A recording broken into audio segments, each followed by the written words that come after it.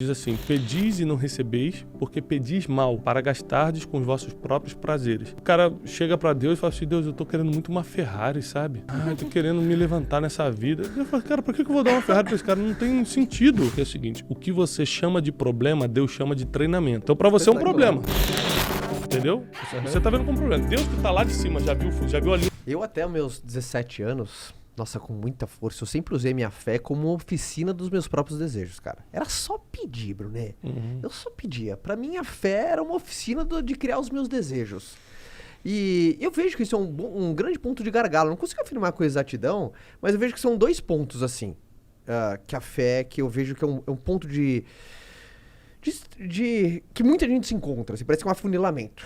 Sabe, curva de rio. As pessoas que usam a fé como oficina dos seus próprios desejos... Por exemplo, aquela pessoa que às vezes reza todo dia à noite é pra pedir. Eu espero que amanhã eu consiga isso. E é oficina de desejo ali. Vamos lá. Coloca ali. E aquelas pessoas que resgatam a fé no momento de muito desafio. Eu vejo são duas pontas. Por que você acha que... Eu não sei, é uma percepção particular minha, tá? Que são curvas onde muita gente se encontra. Muita gente se encontra e fala assim, puta, é verdade, eu peço pra cacete, cara. Só peço. E a tua visão disso? Quanto...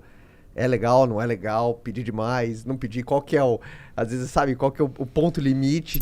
Eu acho que a sua relação com Deus é baseada nas experiências que você teve. Tá. Então quem não teve nenhuma experiência com Deus ainda vai pedir coisa até sem noção. O próprio livro do apóstolo Tiago, capítulo 4, diz, pedis e não recebeis porque pedis mal, para gastardes com os vossos próprios prazeres. Uau. Então, nossa, repete, cara, achei incrível. Tiago, capítulo 4, tá. Diz assim, pedis e não recebeis, porque pedis mal, para gastardes com os vossos próprios prazeres. Então, o cara chega para Deus e fala assim, Deus, eu tô querendo muito uma Ferrari, sabe? Eu tô querendo me levantar nessa vida. Eu falo, cara, por que eu vou dar uma Ferrari para esse cara? Não tem sentido, sabe? E tem gente pedindo aquilo que quer para Deus, que é como se fosse pedir uma Ferrari. Não tem sentido para Deus. Eu falo, não tem sentido eu te dar isso. E tem gente que tá pedindo algo pelo outro, às vezes. É pedir e é legal isso, né? Tem gente que acha que Deus é seu servo, que Deus vai atender tudo. E, na verdade, Deus dá conforme a sua vontade. Então, antes de você se tornar um perito em pedir, entenda qual é a vontade de Deus. Que é muito mais fácil você encaixar o teu pedido com aquilo que Ele quer. Vou dar um exemplo. Eu tenho uma oração, uma pregação minha no YouTube chamada Oração Inteligente. Tem quase 3 milhões de views no YouTube, só essa pregação. Tá. E eu explico o seguinte, por que a oração inteligente? Porque tinha uma mulher em Israel chamada Ana, que era, quando não pode ter filho, estéril. Era estéril. Tá. E o sonho dela era ter um filho, e ela não conseguia ter filhos. E naquela época podia ter mais de uma esposa, o marido dela, Eucana, tinha uma outra esposa chamada Penina, que tinha filhos e ficava caçoando dela. Então todo ano ela subia no lugar onde era feita a adoração, que na época não tinha Jerusalém, e ela estava em formação, esse processo de Jerusalém e tal, e ela sacrificava ao Senhor e pedia um filho. E a Bíblia diz que Deus, vendo que ela estava sendo caçoada por outra, Deus intervém a favor dela. Porque a Bíblia diz assim que quando o teu inimigo cair, não ria dele.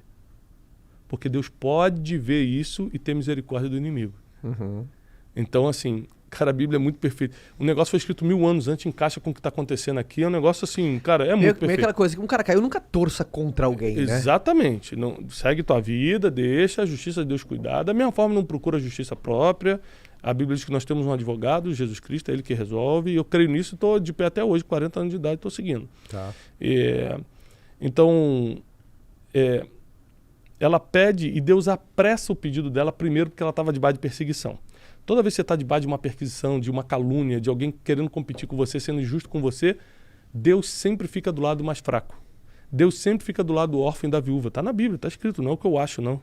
Então, nunca oprima o mais fraco, que geralmente Deus toma um partido do mais fraco. Segunda coisa que a gente aprende aqui é que ela começa a pedir um filho a Deus, começa a pedir um filho a Deus, começa a pedir um filho a Deus e Deus nunca dá.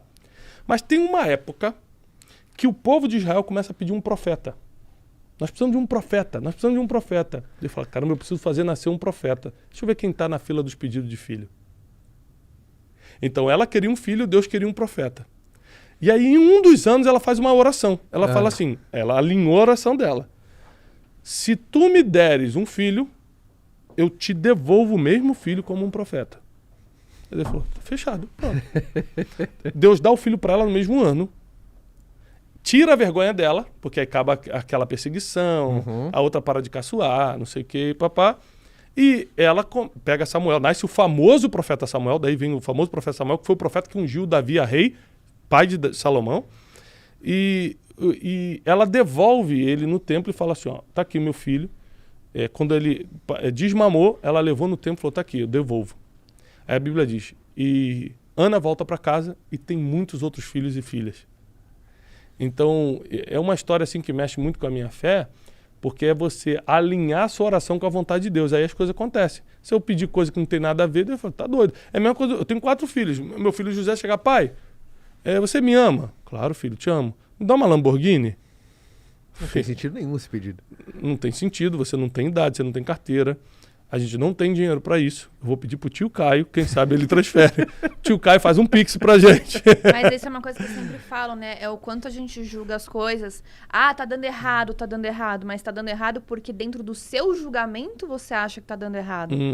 É o seu modo de ver, a sua interpretação. É o seu modo de ver. E lá na frente, em algum momento, isso vai fazer sentido do porquê que tá dando errado, mas na verdade tá dando certo.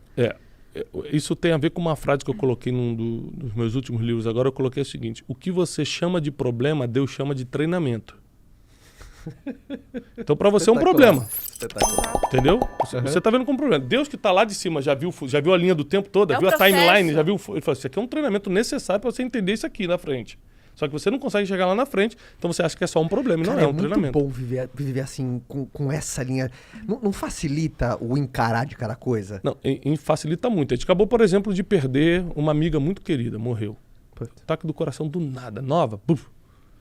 Chegou lá no enterro, aquele clima normal de enterro, o pessoal chorando e tal, mas não tinha ninguém depressivo, não tinha ninguém angustiado. Por quê? Todo mundo ali tinha a mesma fé. A fé em Cristo faz você enxergar a vida mais leve. Primeiro que é a única fé que te dá esperança para tudo. A Bíblia diz em Romanos, nenhuma condenação há para que estão em Cristo Jesus. Então o cara está oprimido por causa do passado que ele teve.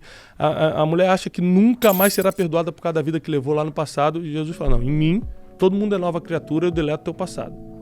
Eu deleto o teu passado e escrevo o teu futuro. Aí dá esperança. Morte. Essa terra aqui não é o fim, é só o começo. Então você morre, você começa uma nova vida e eterna agora. Então, não existe nada, nenhum problema que você me traga que o Evangelho não ofereça uma esperança. E leve. Leve, tranquilo.